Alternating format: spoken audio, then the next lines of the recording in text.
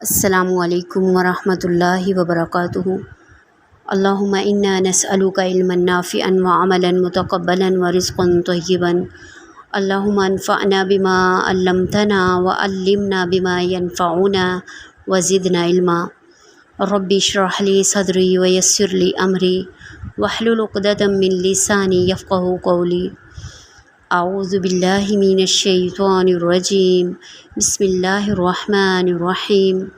ان اللہ لا یستحیی، بے شک اللہ تعالیٰ نہیں شرماتے، ان یضرب، یہ کہ بیان کریں، مثلا مثال، کوئی مثال، ما بعوضۃ، مچھر کی، فما فوقہا، خواہ جو اس کے اوپر ہے، فاما الذین، پس وہ لوگ، آمنوا جو ایمان والے ہیں، فیعلمون، وہ جانتے ہیں، انہ الحق، کہ بے شک وہ حق ہے، من ربہم، ان کے رب کی طرف سے، واما الذین کفروا، اور وہ لوگ جو کافر ہیں، فیقولون، وہ کہتے ہیں، ماذا اراد اللہ بہذا مثلا، کہ اللہ کا کیا ارادہ ہے ایسی مثال کو بیان کرنے کا، یضل بہ کثیرا، اللہ تعالیٰ گمراہ کرتا ہے اس کے ساتھ زیادہ کو، ویہدی بہ کثیرا، اور ہدایت دیتا ہے اس کے ساتھ زیادہ کو، وما یضل، اور نہیں گمراہ ہوتے اس کے ساتھ، الا الفاسقین، مگر فاسق ہی، نافرمان ہی۔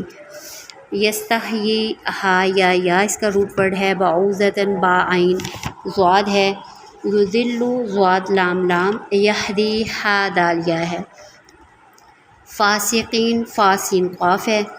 سورہ بقرہ کے آغاز میں قرآن کریم کا یہ دعویٰ کہ ذالک الکتاب لا ریب فیہ، کہ یہ کتاب جس میں کوئی جو ہے شک و شبے کی گنجائش نہیں ہے۔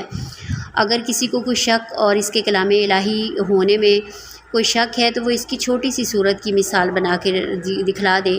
ان آیات کریمہ میں منکرین قرآن کا ایک شبہ ذکر کر کے اس کا جواب دیا گیا ہے۔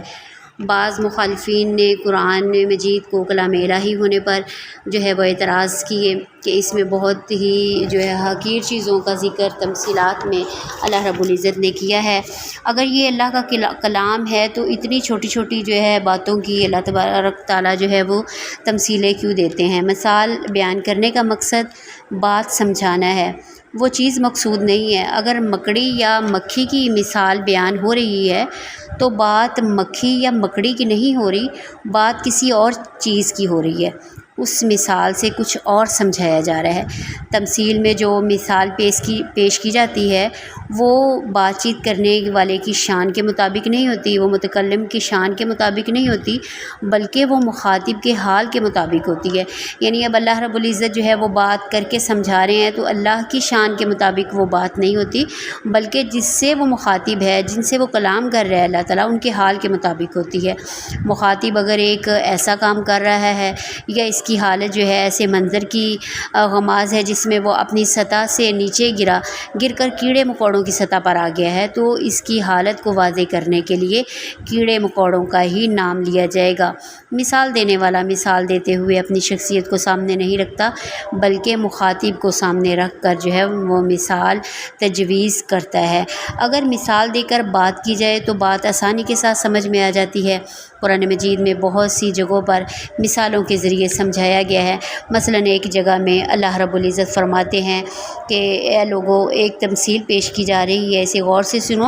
بے شک جن لوگوں کو اللہ کو چھوڑ کر تم پکارتے ہو وہ کسی مکھی تک کو پیدا نہیں کر سکتے، اگرچہ وہ سب جمع ہو جائیں۔ اگر ان میں سے کوئی ان سے مکھی کوئی چیز چھین لے تو وہ اسے بچا نہیں سکتے، اس سے وہ چیز لے نہیں سکتے۔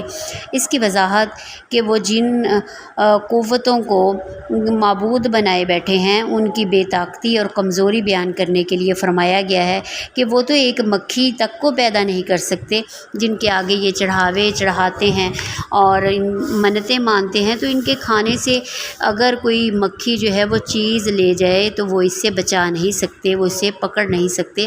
غور فرمائیے کہ ان کی کمزوری کو ظاہر کرنے کے لیے اس سے بہتر تمثیل اور کیا ہو سکتی تھی۔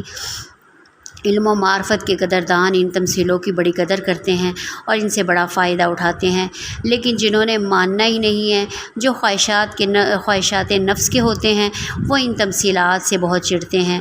اب جو ایمان والوں کی روش ہے، وہ تو جانتے ہیں کہ یہ حق ہے ان کے رب کی طرف سے، وہ چوچ راہ سے کام نہیں لیتے، لیکن کیونکہ وہ جانتے ہیں کہ ان تمثیلوں میں کیا حکمت پوشیدہ ہے، ان کا دل نور سے لبریز ہوتا ہے، ان کا دل و دماغ جو ہے ہدایت کے لیے کھلا ہے، اور جو ماننے والے نہیں ہیں وہ اعتراضات کرتے ہی رہتے ہیں، کیونکہ انہوں نے تو ماننا ہی نہیں ہوتا۔ ان تمثیلوں کے پیچھے اللہ رب العزت کی ایک خاص تدبیر بھی کام کر رہی ہے۔ یہ تمثیلیں لوگوں کی تقدیر کا فیصلہ بھی کر رہی ہیں۔ یضل بہ کثیرا ویہدی بہ کثیرا وما یضل بہ الا الفاسقین۔ اس طرح کہ اللہ رب العزت ایک ہی بات سے بہتوں کو گمراہ کر دیتا ہے اور بہتوں کو راہ راست دکھا دیتا ہے۔ یہ اللہ رب العزت کا قانون قدرت ہے کہ وہ انسانوں کو آزمائش اور ابتلاؤں میں ڈالتا ہے، اور ہر انسان کی اپنی طبیعت کے مطابق جو ہے وہ طرز عمل اختیار کرتا ہے جو اس نے اپنے لیے پسند کیا ہوتا ہے۔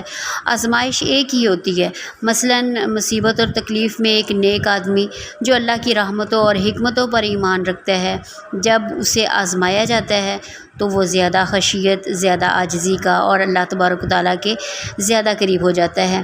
لیکن اگر ایک فاسق تکلیف میں مبتلا ہے اور اسے آزمایا جا رہا ہے تو اس کے قدم اکھڑ جاتے ہیں، وہ اللہ سے اور دور ہو جاتا ہے۔ اسی طرح مال و دولت میں مومن اور زیادہ بیدار ہو جاتا ہے، اور فاسق جو اسے سہولیات ملتی ہیں تو وہ اسے برباد کر دیتی ہیں۔ وہ غرور میں مبتلا ہو جاتا ہے اور وہ یہ سمجھتا ہے کہ یہ اس نے اپنے قوت کے بل بوتے پر جو ہے وہ حاصل کیا ہے، اور گمراہی کی روش اختیار کرتا ہے۔ اسی طرح اللہ تبارک و تعالیٰ نے لوگوں کو سمجھانے کے لیے جو مثالیں بیان کی، ایمان والے تو مان لیتے ہیں اور نہ ماننے والے اکڑ جاتے ہیں، اللہ کی طرف سے آنے والی ہدایت کو اچھی طرح وہ قبول نہیں کرتے۔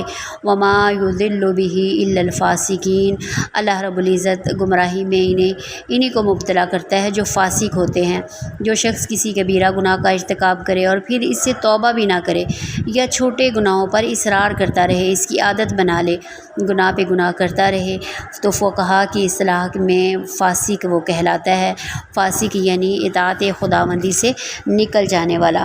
یہاں رب العزت نے جو ہمارے بات سمجھنے کی ہے کہ اللہ رب العزت نے حق بات کرتے ہوئے نہیں شرمائے، یعنی کسی کو سمجھانے کے لیے اللہ تبارک و تعالیٰ نے تمثیلات جو دی ہیں لوگوں کو سمجھانے کے لیے، تو ہمیں بھی خیر کی بات پہنچانے کے لیے، خواہ وہ چھوٹی ہی کیوں نہ ہو، تو وہ علم کے ساتھ سچی ہو، نیت اچھی ہو، الفاظ اچھے ہوں تو وہ آگے پہنچانی چاہیے۔ اور ایمان والوں کی خوبی یہاں بیان کی گئی ہے کہ وہ اللہ کی باتوں کو سچا سمجھتے ہیں، وہ اللہ کی بات میں شک نہیں کرتے، اللہ کی باتوں پر اعتراضات نہیں کرتے۔